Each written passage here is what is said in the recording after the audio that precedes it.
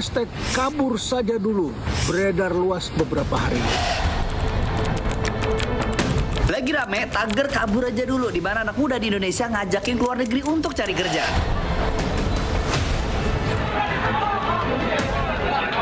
Ternyata banyak hal yang tidak baik yang terjadi. Kabur aja dulu.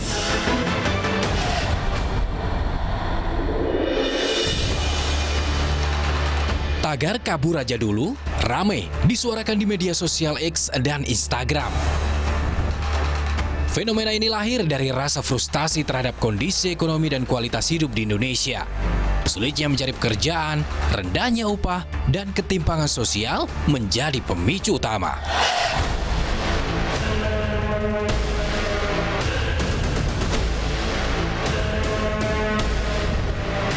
Menurut sejumlah orang yang ikut menyerukan tagar ini di platform X, mencari pekerjaan di Indonesia sangatlah sulit.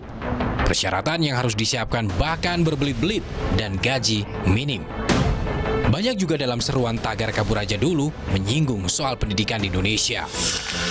Mulai dari sistem yang buruk ditambah biaya mahal hingga gaji tukin maupun pensiunan yang kerap bermasalah.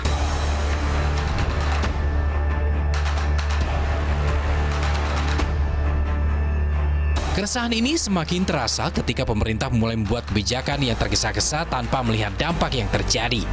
Salah satunya adalah larangan pengecer menjual LPG 3 kg bersubsidi hingga membuat kelangkaan di sejumlah daerah. Masyarakat pun kian gerah.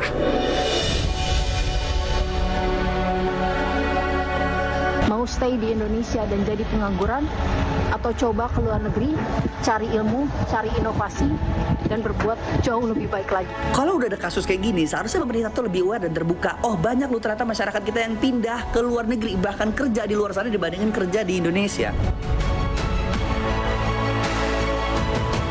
Percakapan di media sosial menunjukkan bahwa tagar kabur aja dulu tidak hanya sekedar keluhan dan tidak dapat dipandang sebelah mata.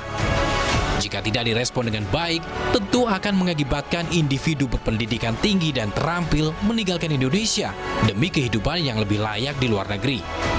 Dampak yang lebih serius pun bisa terjadi, yakni tidak tercapainya target Indonesia Emas 2045.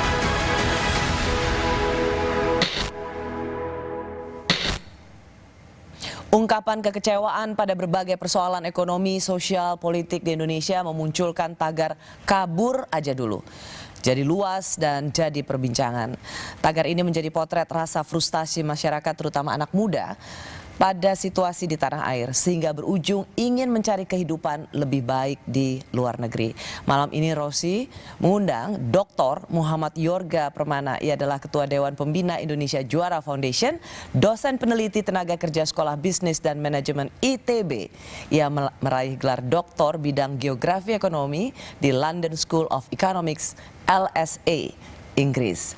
Saya selalu senang memberikan ruang bagi anak muda, peneliti muda, dosen muda, kemarin dengan media dan sekarang dengan Anda. Terima kasih ya Yorga bisa hadir di Rosi. Mbak Rosi, sebuah kehormatan bisa hadir di sini. Semoga Anda bisa menjadi juga bagian dari benchmark anak-anak muda yang sedang kehilangan harapan. Amin.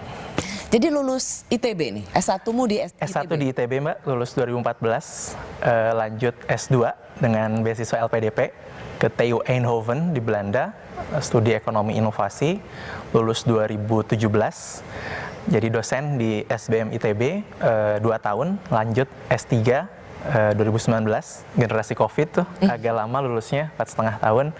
Alhamdulillah tahun lalu selesai 2014 dari LSI, kembali mengabdi di Bandung. Wow. Berarti ya kamu cukup relate dengan apa yang terjadi di sosial media, bagaimana ekspresi anak-anak muda melihat situasi saat ini. Saya mau tanya dulu pertanyaan pertama untuk Yorga. Sedang apa yang terjadi pada anak muda yang mengekspresikan kabur aja dulu di sosial media? Terima kasih Mbak Rosi pertanyaannya. Ini yang menarik sebetulnya, betul Mbak. Tidak hanya hari ini meledak saja hari ini, tapi kan sebetulnya isu tentang lapangan kerja, isu tentang frustasi PHK, dan lain sebagainya itu sudah terjadi beberapa waktu lalu, semenjak COVID lah, seperti itu ya. Saya melihatnya dari 3 perspektif sih Mbak, kemarahan anak muda ini ya. Pertama, memang dari kebijakan pemerintah. Yang kita tentu harus bicara tentang kebijakan. Ada ketidakberpihakan kepada anak muda untuk mencari pekerjaan. Saya mengatakannya lapangan kerja layak yang sangat terbatas. Jadi perspektif kebijakan ini perlu kita bicarakan. Yang menjadi pemantik anak muda marah. Lalu dengan ada akumulasi lah ya kemarahan, misalkan kebijakan-kebijakan yang harus viral dulu baru dibatalkan gitu misalkan. Perspektif yang kedua, kata-kata kabur aja dulu juga kita harus melihat memang ada peluang di luar negeri.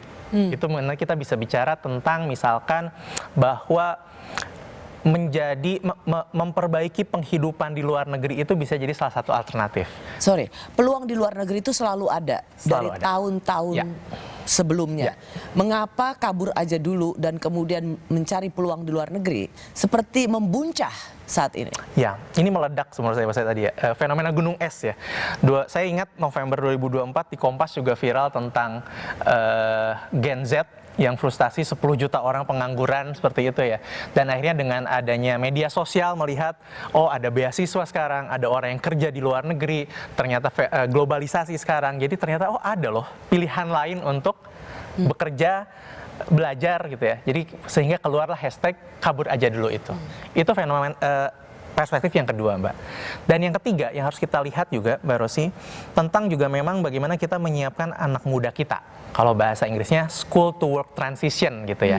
Ya betul lapangan kerja terbatas, ya betul ada kesempatan kerja di luar negeri, tapi kita juga harus bicara bagaimana anak-anak muda kita lebih resilience, kompetensi apa yang perlu disiapkan ketika dari sekolah masuk ke dunia kerja, entah itu lulusan SMA atau lulusan perguruan tinggi.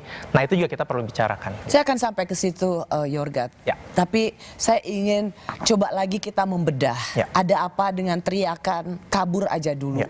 Ya. Seolah mereka melihat tidak ada harapan lagi di tanah air.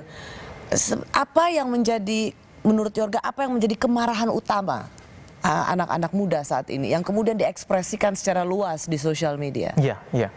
Kita bicara tentang lapangan kerja yang terbatas, bertemu dengan kebijakan hari ini yang tidak berpihak kepada anak muda ini. Pertama tentang lapangan kerja terbatas, Mbak. Saya punya sahabat baik, dia punya rumah sakit di Cianjur, dia baru buka, dia mencari 200 orang tenaga kesehatan. Yang daftar itu, Mbak, di 24 jam pertama 1.400 orang. Di 2 minggu sampai 3 minggu yang daftar hampir 8.000 orang. Wow. 200 bukaan yang daftar 8.000 orang, Mbak. 1:40. Artinya kan memang pekerjaan layak kita terbatas. Orang betul-betul ingin kerja, apapun itu, Mbak. Dan misalkan anggap pengangguran kita 7,2 juta. Terlihat sedikit, tapi kan ada yang kita bahasakan hidden unemployment, Mbak. Orang yang jaga warung mamahnya tidak dibayar, itu bukan pengangguran. Jadi mungkin ada 12 juta sampai 15 juta orang setengah pengangguran atau hidden unemployment ini. Ini angka yang besar. Belum lagi kita bicara kerja layak, Mbak. Bukan hanya bekerja, tapi kerja secara layak. Misalkan angka kita tahu hanya ada 40% tenaga kerja formal di Indonesia. 60%-nya itu informal. Saya diskusi dengan rekan saya di Bappenas, Mbak. 40% ini kalau dibenerin datanya, misalkan saya kerja, Mbak, di warung pecel ayam digaji. Itu kita sebut sebagai pekerja formal. Tapi kalau yang kerja formal itu harus ada kontrak, harus ada BPJS, harus ada asuransi dan lain sebagainya, itu hanya 24%, Mbak. Kecil banget. Kecil sekali, Mbak. Jadi terbayang di satu sisi orang sudah frustasi, PHK besar-besaran, datanya sih 80.000, tapi mungkin yang tidak terdata lebih banyak lagi tahun lalu.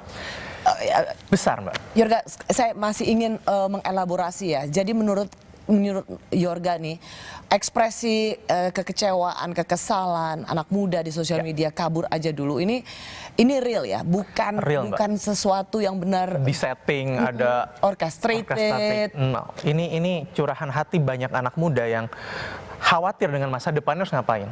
Bertemu dengan tadi mungkin kebijakan-kebijakan yang agak lucu gitu ya, Mbak ya. Maksudnya apa sih kebijakan untuk anak muda untuk mendukung mereka bisa cari kerja gitu misalkan. Sementara kebijakan-kebijakan sekarang dengan ada pengetatan anggaran mungkin yang kita bahas atau kabinet yang gemuk, kok terlihat pemerintah tidak serius membahas kesempatan anak-anak muda ini untuk bekerja, dan ada kebijakan-kebijakan yang tadi agak aneh buat anak muda. Ya makanya ini meledak, keluarlah, kabur aja dulu lah, kita keluar dulu selagi kondisi saat ini. Sebenarnya lebih pada capek deh, Capek, gitu ya. Mbak. Udah frustasi dengan kondisi yang Karena kelihatan dalam ekspresi anak-anak Gen Z begitu di sosial media, setiap ada kebijakan yang mereka anggap ngawur atau inkonsisten, maka muncullah itu kabur aja dulu. Betul, Mbak. BBC Indonesia dalam wawancaranya dengan anak-anak Indonesia, dia juga ada satu narasumber yang membuat saya cukup betul-betul speechless, karena kata-katanya adalah, aku nggak melihat masa depan yang bermakna, aku nggak mau mati sebagai orang Indonesia. Wow. Cukup ekstrim. Tapi kita tidak bisa menjudge dia salah atau benar karena kita nggak tahu apa yang dia alami. Betul, Mbak. Menurut Yorga, sampai sefrustasi inikah anak muda Indonesia? Saya rasa jawabannya iya, Mbak. Karena memang hari ini kesempatan-kesempatan itu tidak banyak tadi. Akhirnya orang, angkatan kerja kita itu setiap tahun itu bertambah 4 juta orang, Mbak. Tahun lalu 4,4 juta. Lapangan kerja formal meningkat 3 juta. Berarti kan sisanya itu kalau nggak nganggur, kerja di sektor informal. Yang ya tanpa mengurangi rasa hormat, memang di informal ini memang tidak kurang layak gitu ya, penghasilan tidak tentu dan lain sebagainya, sehingga memang mereka cukup frustasi, Mbak. Dan kita juga harus mengkaitkan, Mbak, antara realitas ekonomi dan realitas politik ya.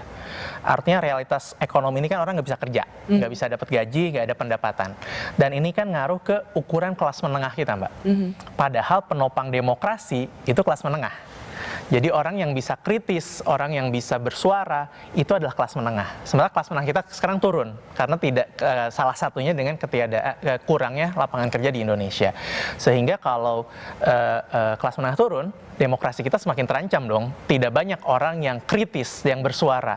Jadi ini jika dibiarkan mungkin akan semakin menyeramkan, Mbak. Karena orang daripada kritis bikin hashtag kabur aja dulu, mendingan saya kerja jadi driver ojol lah, cari uang gitu ya. Saking tidak ada kesempatan. Jadi penguatan kelas menengah untuk memperkuat demokrasi kita juga ini nyambung dengan kondisi frustasi anak-anak muda ini, Mbak. Padahal dalam setiap janji kampanye politik itu selalu penciptaan lapangan kerja. Itu selalu menjadi bagian yang prioritas utama gitu. Yang belum diterjemahkan dalam kebijakan-kebijakan yang menuju ke sana gitu, Mbak. Ada soal ekonomi yang begitu sulit yang harus dihadapi oleh kelas menengah dan juga generasi muda.